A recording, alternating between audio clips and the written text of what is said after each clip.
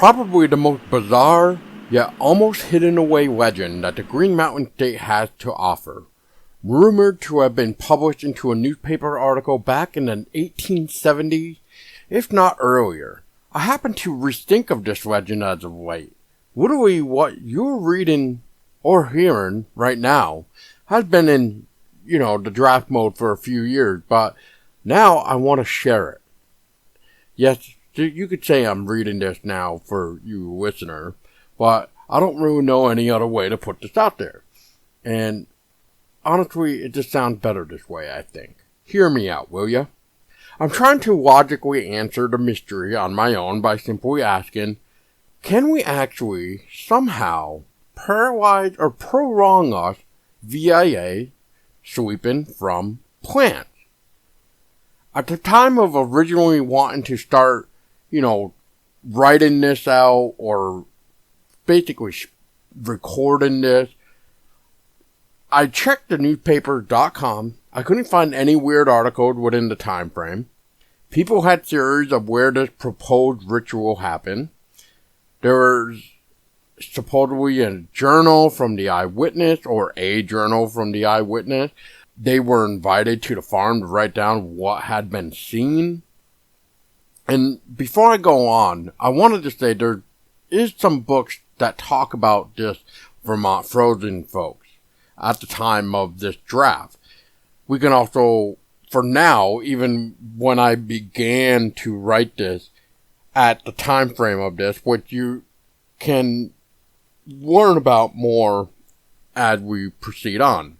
But for this time frame of this draft, there was a comic written about this from Robert Bernal Jr. and Joseph Citro in a comic form, but really at the time frame, I was looking at older books that mentioned the Vermont frozen folks. For example, we can start with Charlie Crane, Winter in Vermont. I think that was like 1937. We got Austin N. Stevens, Mysterious New England, that also talked about it. So I did do some digging to try to figure out the oldest way of where this legend came from. So, what if you brought your loved one back from winter? Imagine savoring food together.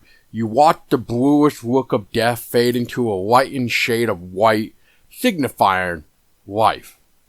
And if one were to buy the 1937 book, Winter in Vermont, written by Charles Edward Crane, you would be met with the most surprising chapter throughout the book itself. Now let's examine the theory of inducing a stasis of sleep in people. Charles' chapter refers to this as a frozen sleep. You place a body to cool it until it reaches 90 degrees. This sends the body into a hypothermia reaction. That's a low core body temperature below 95 degrees Fahrenheit or 35 degrees Celsius. Now, if we were to control the temperature in a way or even preserve the body, maybe with the right dosage, we can in fact create a potion of some sort, right? Using the physics of plants, which has been my theory ever since hearing this legend. But what plants could actually work? Let's take a look at bluebell flowers. Bulbs contain toxic compounds, making them poisonous if ingested. Historically, they were used in a medicine and as glue. They can symbolize love and humility and folklore and need protection due to their habitat loss. And according to a book, it also brings a more, quote, permanent type sleep. We can also go with the idea of Mensuel, if that is pronounced right. Pretty much you could say the tree of death. It's known for its flowering plant in the spurge family. Everything about the tree can cause medical attention. Again though, a book basically, and I quote, says, save for a long sleep. Nightshade. It can be deadly, definitely lives up to its name, though highly poisonous. It feeds woodland animals and even has medical properties. If used in controlled doses, it can bring sleep-type paralysis. Finally, from what I can gather, there might be more, but this is the finale that I can think of, is poppy flowers. Poppies symbolize sleep, peace, and death. It is because the opium from the opium poppy holds sedative alkaloids. These alkaloids endorse sleep and dull pain. They link to the poppy to oblivion in the underworld in Greek and Roman mythology. It symbolizes gods of sleep, hypnos, and death. Sorrentos were depicted with poppies. Statues of underworld deities were adored with them. This made poppies a powerful emblem for rest, slumber, and eternal sleep. The direct source of opium and the primary reason for the sleep symbolism as well. It's also mentioned poppy fields are considered to be higher potency for this type of sleep. So maybe if we were to lay them in a cold ground around a poppy fields, would that work? Would it be the higher potency it would need? I don't know. Now, you might be wondering where these information came from about these poisonous plants, especially if used in small doses. Well, we can thank my lady, Tessa, for her 2 books that she skimmed through, and they are called The Poisonous Plants and Fatal Fungi, The Lore and Lure of Deadly Botanicals by Sandra Keynes. And we can look at the Botanical Curses and Poisons, The Shadow Lives of Plants by Finn Inkwright. So, placing a body onto the cold ground from after drinking a creation of toxin from plant, can we be eased into sleep so strong and effective? Can the legend we thought to be laughable and impossible actually work? Of course, though, by using the idea of plant, especially poisonous, but in small doses, we need to remind ourselves that the lesser is for the best. As the more we place into it, without the idea of drinks for even children, we can condense the strength of it. And for some, kind of like with children drinks, we dilate it with water to avoid the stronger effects, so we don't harm our kids. But maybe, instead of a cold, frozen ground, could we actually use freezers that we store our foods in? Or when we store a dead body, to slow the process of decaying. At least it would be in a controlled environment, whereas you never know what Mother Nature will do outside. Modern takes of Vermont's frozen people. Most people are over the strange legend in the modern era, yet there are others who have never heard of some tale that where one freezes until spring, and be brought back to life in perfect health. And then there's local authors and filmmakers. They are eager to bring the idea of placing one body in a pine box. They place straw to lay the patrons on and cover them with cloth. Place the cover over and nail it shut. Make sure no scent is withdrawn from them. This way, they are protected from predators of the forest. Local author Jackson Ellis, and an example, and I talked with him about this past year for this particular book. He remembered this and immersed himself in the idea of modern medicine. He had a truly inspiring story about death and life. The story, Black Days, doesn't have a happy ending, yet he went out of his way to search for the ideas himself to make sure what he's offering up to the public to feast into the prior eyes, medicine isn't just a way to heal, it's how we look at it through the ages of the past. We consider the current and now future of what we can improve on. Again though, Jackson took the modern medicine approach and like what can happen, happened.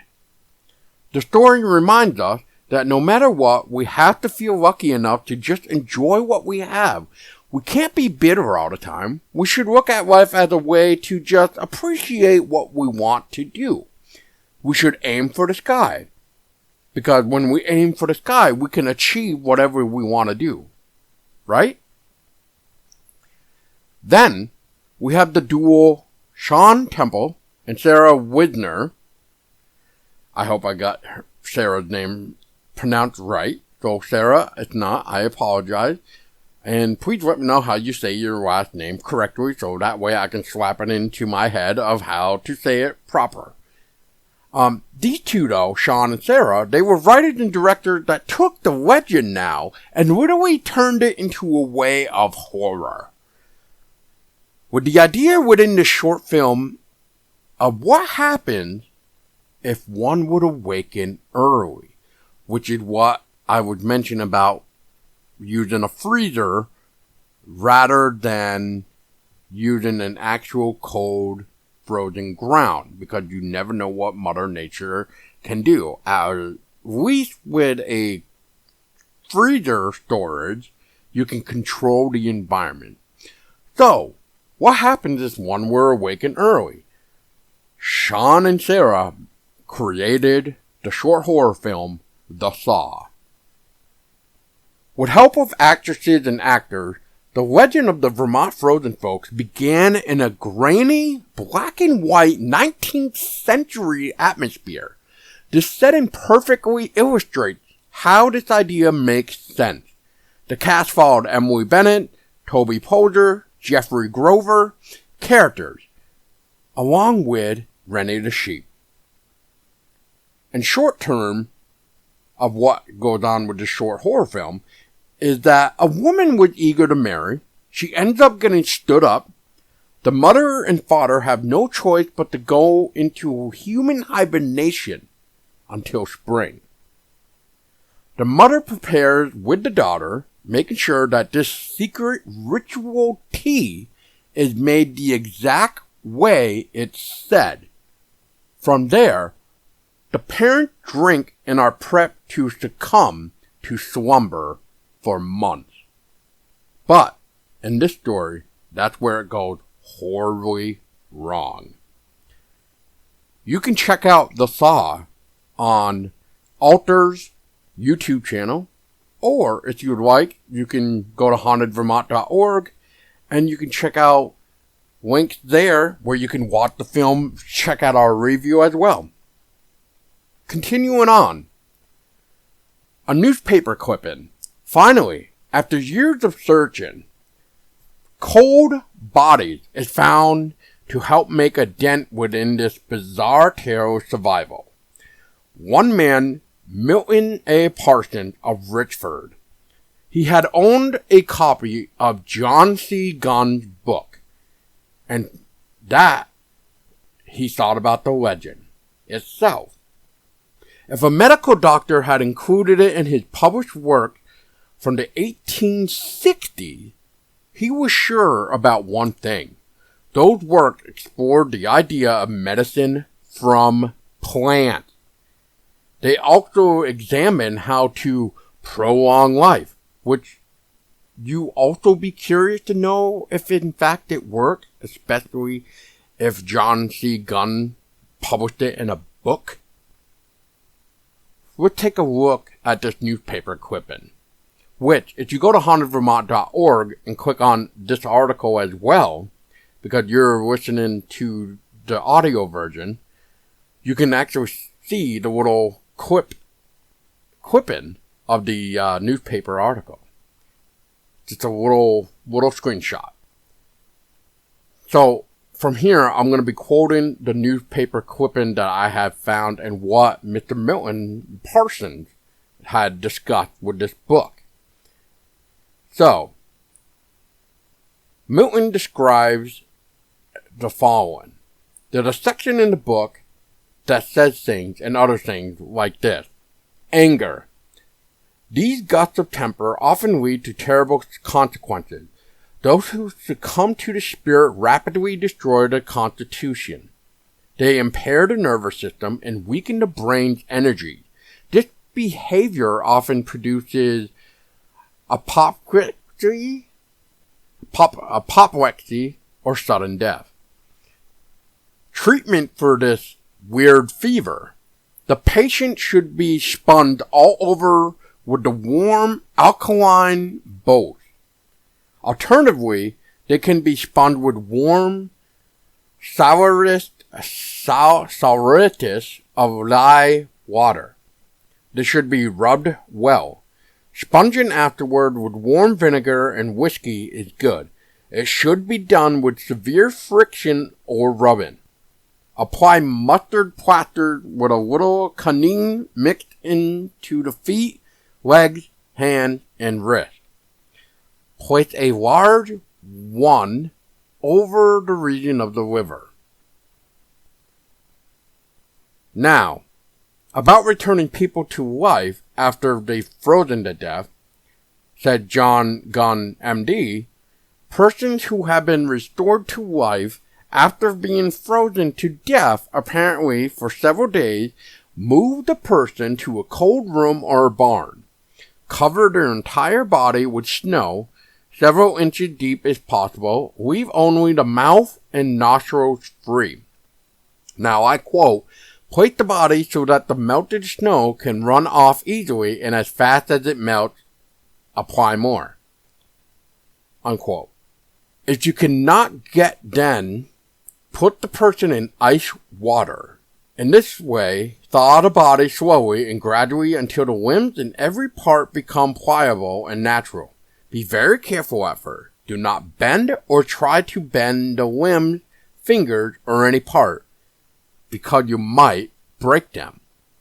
As the limbs become pliable, rub them with snow. Also rub the whole body with snow or ice water as the next best thing. Continue this until the skin becomes red. After the frost has been overcome or the person has become thawed, place him on a dry bed. Make sure the bed is in a room. Cover him with cold flannel clothes. Give a stimulating injection every 15 to 20 minutes. Use tincture of camphor. Alternatively, use tincture of quinine. Mix a teaspoonful of each in a half pint of warm milk and water. The camphor alone will do, and warm water. As soon as symptoms of returning animate, give injections every few minutes of warm coffee. Not very strong. As soon as he can swallow, give him a teaspoonful of coffee every 5 to 10 minutes. And lastly, it ends with, be careful that no external heat is applied. Do not even have a fire in the room. A warm room would kill your patient beyond all doubt. He must recover his natural warmth in a cold bed and cold room. He must avoid fire, the stove, and a warm room for several days after he has been restored. Otherwise, it can cause serious disease of the bones. Conclusion? What is John Gunn, MD, actually did find a way to prolong life?